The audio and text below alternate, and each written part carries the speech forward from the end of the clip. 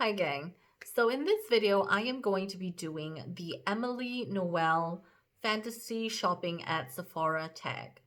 So the idea of the video is you are given a budget of 1,000 USD to fantasy shop because you're not actually going to buy any of these things at Sephora. The German Sephora doesn't have as many products as the US Sephora has, so I decided to just go to the US Sephora site. Interestingly enough, when you log into Sephora and if your IP address is pinging from Germany, it automatically redirects you from the US Sephora site to the German one, and that is annoying. But I have a VPN, so I just, set it so that my IP address is in the US. But anyway, I surprisingly found this easier than I thought it was going to be. You would probably have to add a whole bunch of things into the cart in order to reach $1,000, but it's surprisingly easy with higher end makeup. So the first item on this list is the Hourglass Scattered Light Glitter Eyeshadow in the shade Rapture. So I first heard about this formula of eyeshadow from MakeupByAly MUA. Hi, Ali. She says that it has a gorgeous iridescent shimmer and she loves it and she raves about it. I think she has the shade Smoke and another one. But looking through the different swatches, I felt like if I were to get it, I would get it in a more colorful shade because I do have Nabla shades which have a gorgeous iridescent glittery finish to them. For instance, Water Dream and Sensual.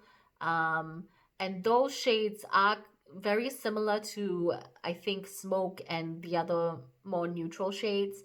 So I thought if I were to get it, I would definitely get it in the more colorful shades. So I put in my basket the shade Rapture, which is this kind of reddish bronze kind of shade, and the shade Vivid, which is a little bit more of a olivey gold kind of shade. Next up is the Yves Saint Laurent. I can't pronounce French words. Okay. Something Couture Liquid Matte Lip Stain. Oh my god. So dumb. Okay. So for me, I don't really get very high-end lip products. I enjoy the ones that I presently have, which are still pricey, but not as pricey as a Yves Saint Laurent lipstick, okay? So the ones that I have are usually liquid lipsticks from places like The Balm, Dose of Colors, Lime Crime. But yeah, $37 for a lipstick is kind of crazy. I do have a Dior, what is this? Lip gloss. This one I have, and that is because I asked Martin to get it for me for Valentine's Day. I also tampered with this, as in I put in some pigment from the MAC Rose Gold. But honestly, I don't know if these things are worth the price. They have a nicer bottle, sure. They look more fancy. But I really don't think you have to shell out so much for lip products, honestly. I don't think they perform that much better to justify the price.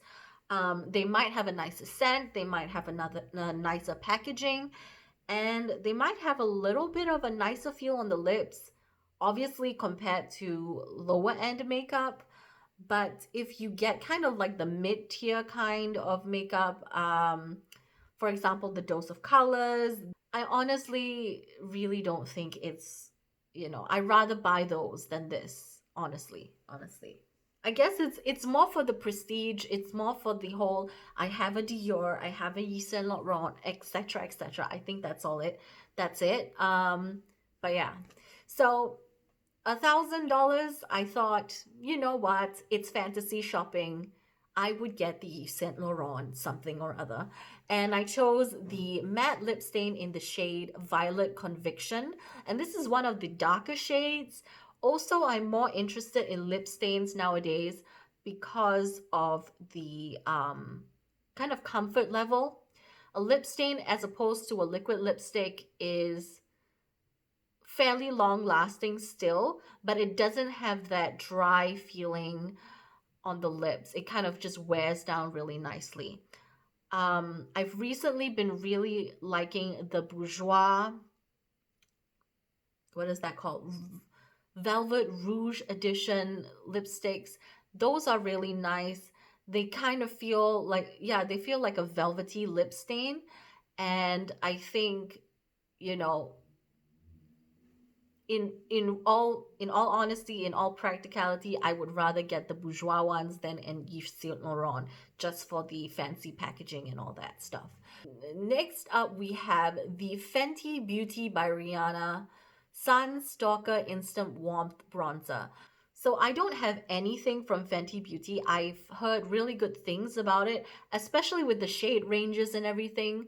I've kind of been interested in Fenty Beauty, but somehow I've never convinced myself to pick it up. And I think that's mainly because I'm most interested in eyeshadows. Everything else like bronzers, foundation, I have enough of that I'm happy with, and I'm fine with the quality of my Makeup Revolution foundation actually. I'm fine with the quality, I love the quality of the House of Glam Dolls Glamless Wheel. I won't shut up about this. Don't tell me to shut up about this. This is fabulous, okay? So, but anyway, I have heard good things about the Fenty Beauty bronzer, so I put in my basket the shade Private Island, which I think is for light to medium skin tones with a warm hue to it. And I also put in my basket the Fenty Beauty Matchstick Matte Contour Skin Stick. That's a very long name. I put two in my basket. One was the shade Suede and the other was the shade Amber. So Amber looks like a much more cooler toned kind of contour stick. And the reasoning behind getting those two shades was because I thought one would be good more for contour because of the cooler undertone, the more grayish cool undertone, and the other one in the shade Suede because it's a little bit more warm and a little bit more like a bronzer shade. So those were the two shades that I was the most drawn to and I think would suit my coloring the best. Obviously, I haven't actually tried them, but this is all speculation, right? Okay. What else is there from Fenty?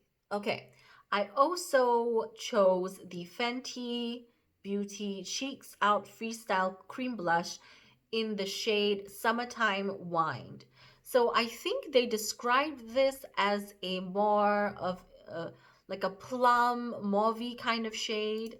I've noticed that with the Fenty Beauty cream blushes, they have a lot of very vibrant, very bright shades. And while I do like vibrant, bright shades, I have a lot of those in my Viseart blush palettes. So I have a lot of these very bright, in your face blushes. Realistically, what I would pick out would be something a little bit more muted, a little bit more toned down. And I have been liking the plum kind of shades lately. So the last Fenty Beauty item was the Pro Filt'r Soft Matte Longwear Foundation. This was the one that everyone was talking about when it came out. And that was probably because of the very wide and inclusive shade range. And I chose the color 130. I don't know if that would actually match me, but based on what I clicked, I put in some of my old foundation shades and this is what it came up with. For the most part, I stick to concealing this area of my face, the under eyes, around the nose, around the mouth, because I do have darker, skin pigmentation around my lips. So if I were to get this particular foundation, I would probably apply it in a similar manner and also very sparingly. I have heard that it is quite high coverage. picking this one up would more likely diversify the finishes that I get if indeed I did feel like I wanted to be a bit more matte and a little bit less shiny. So next up, let's see. I did add in another foundation, but not from Fenty, and that's the Hourglass Vanish Seamless Finish Foundation Stick in the shade Natural. So I put this in my cart because, if I'm not mistaken, I might be wrong. I think Raw Beauty Christie says that she really likes this foundation. If it's not her, it's another YouTuber. I remember some YouTubers saying that they really like this foundation. Even though they usually don't like stick foundations, this is particularly good. So I would be interested to try that if I had $1,000 to spend on makeup, which I don't. Next up, I put in my basket a translucent setting powder from Laura Mercier. Now, I've heard this is a holy grail for so many people. And I think who was it that started this whole Laura Mercier, like, I don't know. Was it whatchamacallit? Was it Tati? I think it was Tati. It was Jackie Aina. It was maybe Jacqueline Hill. I'm not entirely sure. I don't know. I've heard this being a holy grail, so I've never had this particular powder, and I would just like to see what the hype is about. So I put that in my cart in the shade Translucent, because there were only two, translucent and a deeper one, which wouldn't suit my skin tone. I did look for the one that Ali recommended, which was the Lancome Absolute Finishing Powder something or other, but I couldn't find it on the Sephora website, and I was bamboozled because I thought Sephora, Lancome, they have to have it, but they don't. If I was given the choice between the Laura Mercier and the Lancome, I think I would try the Lancome because Ali loves it, and I don't know, we're twins, so we're not really twins, but we have a lot of similar ideas and thoughts and tastes, so I would be interested to check out what she really enjoys, definitely. So next up, I added the Hourglass Ambient Lighting Powder in the shade Ethereal Light, Dim Light, and Mood Light. So I actually have the Hourglass Ambient Lighting Palette in the shade, Ambient Lighting Palette, which has Dim Light, Incandescent Light, and Radiant Light. The one that I like the most in this palette is definitely Dim Light, as you can see. And I really enjoy it for setting my face if I want a very, like, minimal, natural, powdered finish, which really gives me a very nice airbrushed look. I find that it really works very well. And I confirmed this with Ali. It looks great. It looks beautiful on brides and photo shoots. And when I did my friend's wedding makeup, I put the ambient lighting powder on both of them, and pictures turn out great. So yeah. So definitely I would add in the shade Dim Light. I've also been very interested in the shade Mood Light and the shade, Ethereal Light. Unfortunately, those are not available at this point in a palette form, which I really feel like they should give this option for you to have an empty palette and refill the small pans, and that would definitely be more cost effective for the consumer, but Hourglass would make a lot more money if they didn't do that, and which is probably why they don't do that.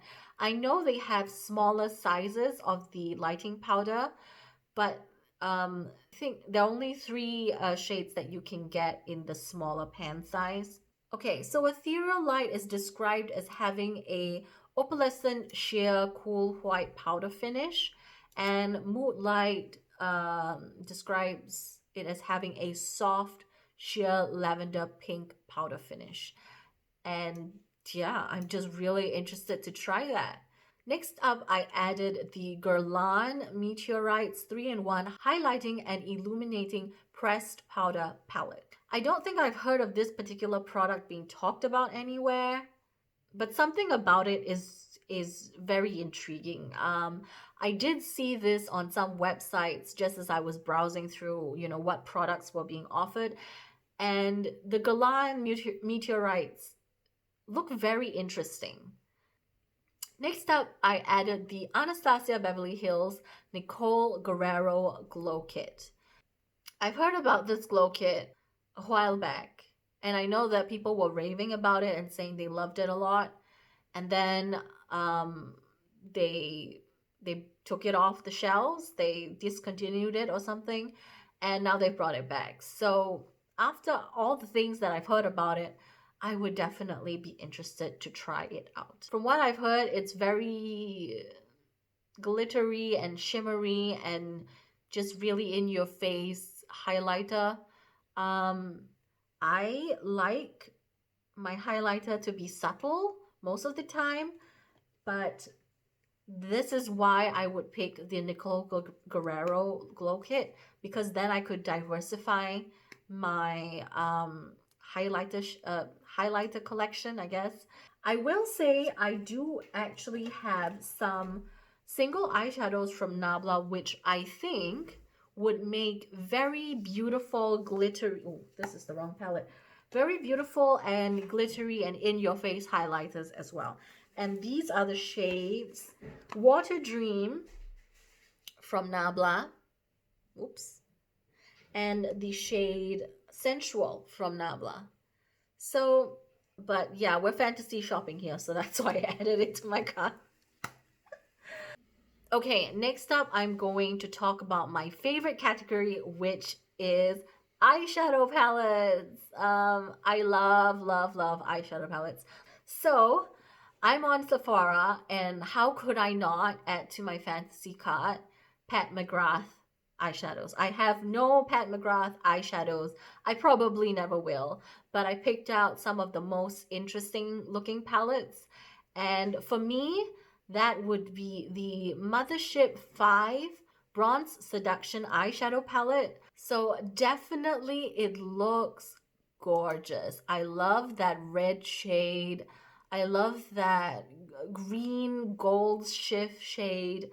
And then the shimmery shades, which are kind of like a more neutral taupey shade, a more neutral gold shade, those really attract me. And the mattes, I don't know if I've heard like crazy good things about the matte, Pat McGrath matte eyeshadows.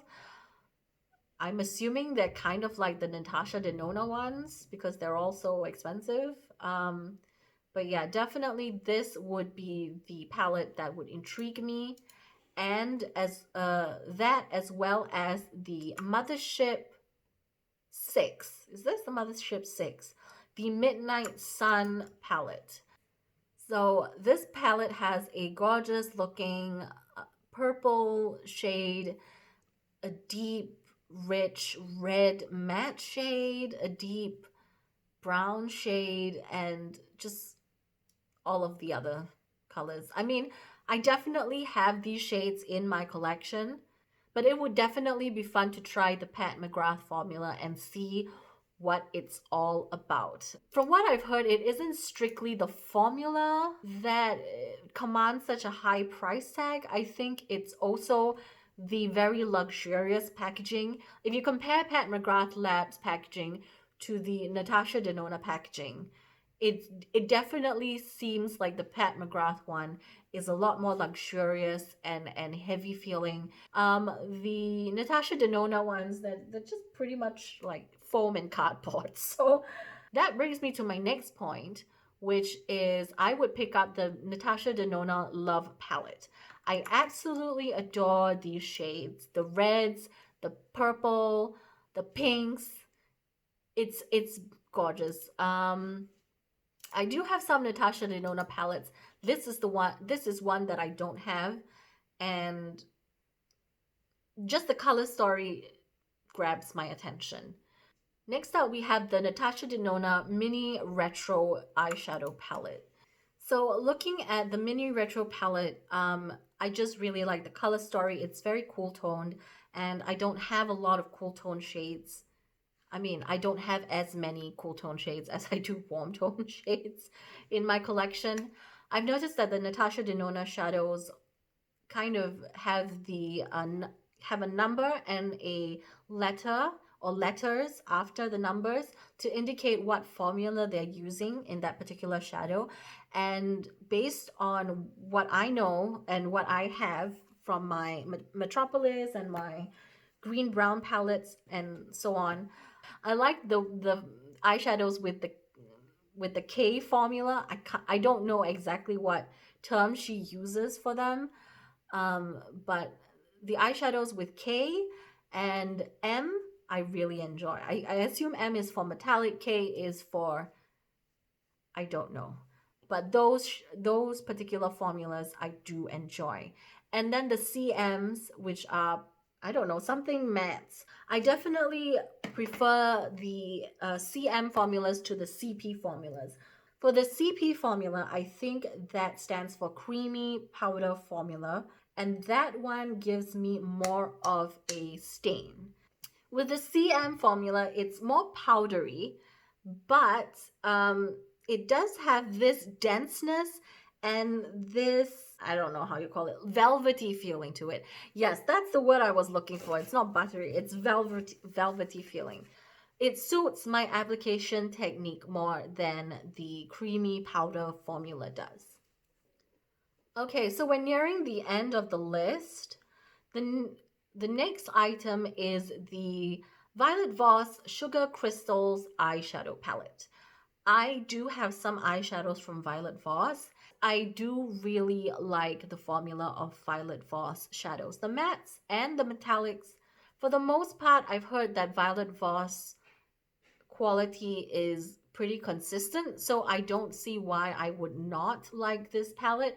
I did hear that the Flamingo palette wasn't as good, but perhaps it's because they have a lot of pastels in there.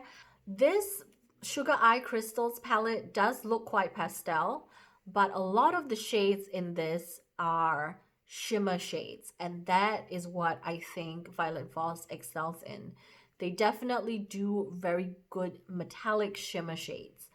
And the ones that are matte, then there are a couple of pastel shades, mint choco and blue raz, but the rest of them seem mid-tone enough for me to get along with them anyway. So this was one of the palettes that I'm more interested in from Violet Voss. The next item is one of my holy grail products that I am currently running out of, and that is the Clinique Dramatically Different Moisturizing Gel. I don't like the idea of the one where it's clear and then you buy a weird pump to add your specific serum to cater to your skin routine or your skin concerns. I just like the plain old Dramatically Different Moisturizing Gel. It works. It feels great on the skin. It isn't sticky. It does what it should. It's good quality. I love it. I love the smell. Well, it doesn't have much of a scent, but I just love this product, okay? So that's why. And with skincare products, I don't like to jump around a lot. If I find something that works for me, it works for me. I also don't use a lot of skincare in general, so yeah, if I find something I really, really enjoy, I just try to stick to it as much as possible, unless it gets discontinued, which would make me so mad if Clinique discontinued this gel. I would be so furious because then I would have to find a whole different product. But they haven't discontinued it, so I'm getting angry for nothing. And let's move on to the last product. Okay, so this is the last product, and this is the, I can't pronounce the name, why? Help? I don't know. I think it's French. It's always the French names that I never know how to pronounce. And this is the mini super dry shampoo. So I have some dry shampoos, and they're usually just the drugstore dry shampoos. And and they work, but they don't always last very long. Let's see. The one that has worked the best for me has been the HOURGLASS, which is a German, it's kind of like the German Sephora, and it is their own brand of dry shampoo.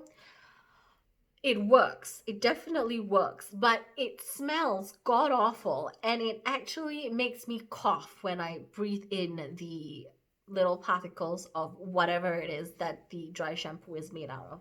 I think it's horrible. It feels like you are, you know, swallowing hairspray and powder at the same time. It's really unpleasant, but it works. That's the only one that really seems to work. The ones that are not noxious don't seem to work as well.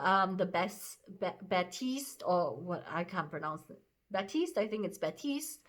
And I've tried some other drugstore ones. I don't remember the names, just generic ones. They work, but they don't last very long. And at the end of the day, my hair just ends up looking really flat and dry at the same time. So it doesn't give me the initial volume and bounce that, you know, I would get with fresh hair. So that was the last item that I added just so that I could reach the 1,000 USD mark. I didn't quite reach it. I'm $1 short of 1,000. So yeah, I hope you enjoyed seeing what I would pick out if I had $1,000 to blow on Sephora, which I don't. When Ellie comes to Germany, I am going to force her to bring her Pat McGrath eyeshadow palettes because I want to try and see what the hype is about.